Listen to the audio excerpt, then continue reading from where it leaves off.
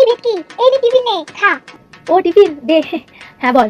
আর জানিস তো সামনে কিন্তু আমাদের আবার প্রি টেস্ট আছে, আমার আবার কি টেনশন হচ্ছে। সামনে টেস্ট? কি টেস্ট? প্রি টেস্ট মানে? তোর প্রি টেস্ট মানে সুগার হয়েছে একটা, ফাস্টিং আর একটা মানে পিপি, সেটাই মনে তোর প্রি টেস্ট? তুই কি পড়াশোনা থেকে পুরোই ডিটাচ হয়ে গেছিস রে? হ্যাঁ, সুগার? তুই কোন টেস্টের কথা বলছিস ভাই?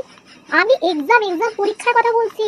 তুই কি বলছিস সুগার, প্রেশার, উচ্চ রক্তচাপ, নিম্ন রক্তচাপ? উফ, তোর মাথাটা না পুরোই গেছে। লাস্ট বেঞ্চে বসে বসে আর কি তুই শিখবি, তোর মাথাটাই নষ্ট হয়ে গেছে। একটু আমাদের সাথে ফার্স্ট বেঞ্চে এসেও বস, তাহলে তো।